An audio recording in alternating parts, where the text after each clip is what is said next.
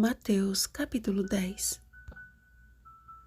Sereis odiados de todos por causa do meu nome.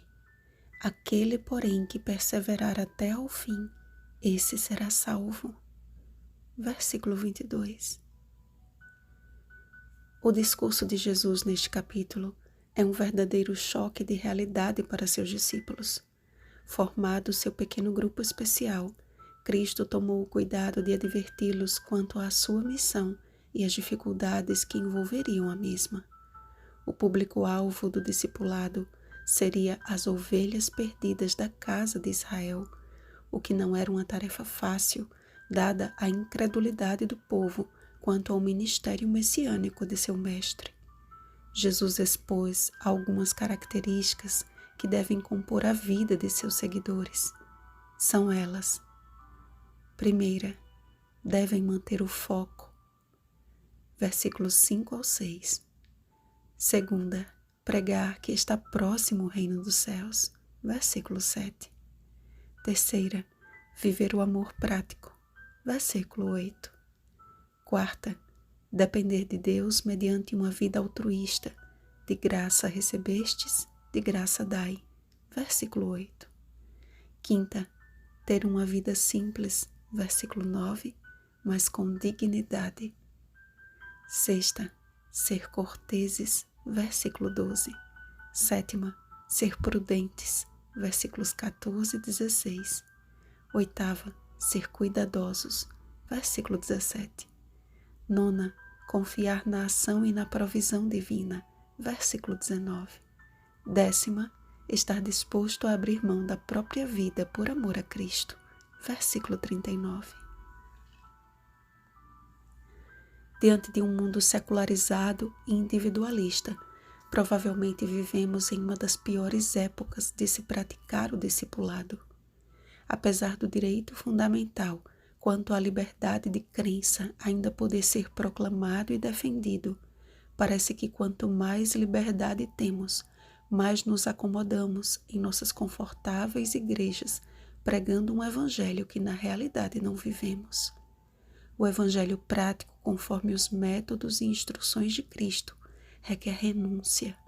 E perante a sociedade, inclusive a religiosa, uma vida de abnegação não combina com o estereótipo da prosperidade criado por tradições humanas. Cristo não disse que os seus seguidores viverão de esmolas, e sim que digno é o trabalhador do seu alimento. Mas ele também não prometeu riquezas ou prestígio, pelo contrário, nos advertiu acerca das dificuldades e perseguições.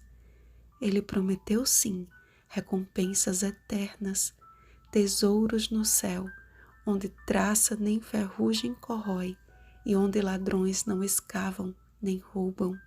Mateus capítulo 6, versículo 20. A nossa missão é estar constantemente aprendendo na escola de Cristo e, mediante a ação do Espírito Santo, falaremos e viveremos conforme a sua guia. Não temos o que temer diante dos que desejam o nosso mal, pois eles podem até resumir a nossa jornada nesta terra, mas não podem nos tirar a vida eterna em Cristo Jesus. A nossa família deve sempre ser o nosso primeiro público-alvo na pregação do Evangelho. Porém, Jesus também nos advertiu que nem sempre seremos amados ou bem-vindos, inclusive pelos da nossa própria casa. Uma coisa é certa: Jesus lançou por terra a teologia barata de que a vida de seus seguidores são só flores. Contudo, também deixou bem claro de que ele tem cuidado de nós. Aquele que amou até a morte uma humanidade ingrata e imerecedora, espera que de igual forma possamos viver o maior dos dons, o amor. Amor a Deus e amor ao próximo é o que deve reger a nossa vida e nos impulsionar a almejar seguir os passos de Jesus. 1 Pedro capítulo 2, versículo 21. Em um tempo profético, onde o amor de quase todos está esfriando, Mateus capítulo 24, versículo 12. perseverança é o segredo da vitória final. Onde o ódio impera, aquele que perseverar no amor certamente manifestará plena luz e será salvo. Aqui está a perseverança dos santos, os que guardam os mandamentos de Deus e a fé em Jesus. Apocalipse capítulo 14, versículo 12. Assim como um filho que ama a seus pais tem prazer em obedecê-los, aquele que ama a Deus lhe obedece e busca viver o amor. Um verdadeiro discípulo de Cristo não é aquele que se esforça por mostrar que suas obras o testificam, mas aquele cuja vida escondida em Cristo manifesta o seu caráter. Que o Espírito Santo derrame em nosso coração o amor de Deus, Romanos capítulo 5, versículo 5, e faça de nós verdadeiros discípulos. Nisto conhecerão todos que sois meus discípulos, se tiverdes amor uns aos outros. João capítulo 13, versículo 35.